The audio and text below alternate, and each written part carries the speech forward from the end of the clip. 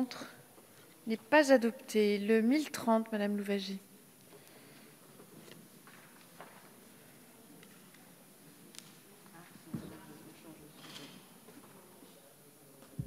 Oui, merci Madame la Présidente. Donc nous allons changer de sujet sur un sujet qui me tient à cœur, qui concerne la dépakine.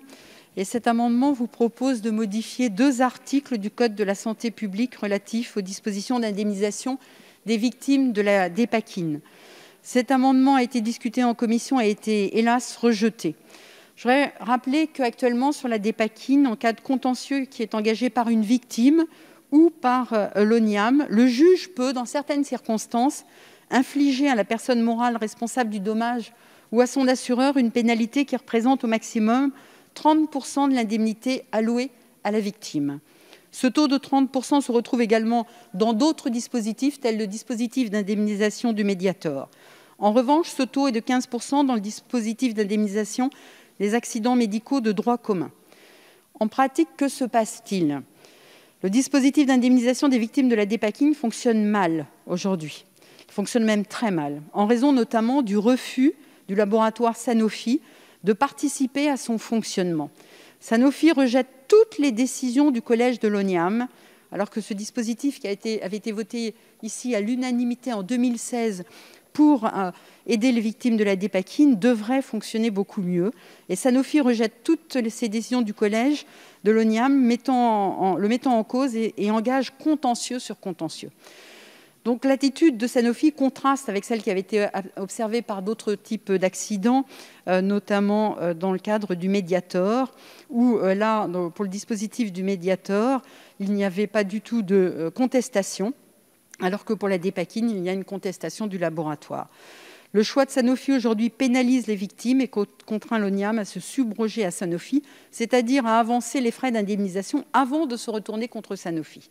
L'amendement vous propose de relever le pourcentage de la pénalité maximale pouvant être infligée par le juge dans le cadre du contentieux de la dépakine. Ce taux serait relevé de 30%, le taux existant aujourd'hui, à 50% lorsque la procédure devant les tribunaux est engagée par la victime ou par l'ONIAM. Cet amendement, donc, je termine, Madame la Présidente, vise à inciter Sanofi à participer au dispositif d'indemnisation, à limiter le coût pour les finances publiques et à accélérer l'indemnisation des victimes. Donc je suis, bien entendu, j'émets un avis favorable sur cet amendement, même si en commission, il a reçu un avis défavorable. Merci. Madame la Ministre. Le Gouvernement émet un avis de sagesse. Un avis de sagesse. Je mets aux voix cet amendement. Oui, Monsieur Ruffin. Oui, je voudrais soutenir l'amendement de Madame Louwagie parce que l'attitude de Sanofi dans cette affaire dépasse vraiment toutes les bornes. Ça a été rappelé l'attitude du groupe pharmaceutique quand il s'agit de l'ONIAM, mais il en est de même quand ce sont des tribunaux qui, en première instance, condamnent Sanofi, qui le condamnent en appel.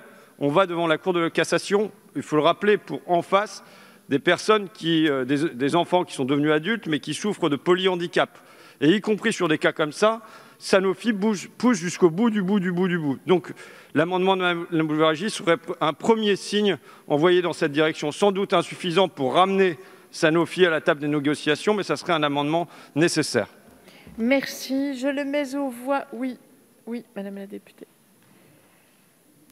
Merci Madame la Présidente.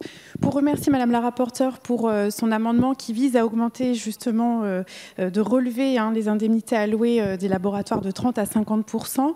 Notre groupe La République En Marche votera bien évidemment pour. Je crois que nous pouvons tous être d'accord. Cette situation ne peut pas perdurer et cette revalorisation est extrêmement importante au-delà du symbole. Merci. Merci Madame la députée. Je mets donc aux voix cet amendement ayant reçu un avis défavorable de la commission et un avis de sagesse du gouvernement. Qui est pour ? Qui est contre ? Il est adopté.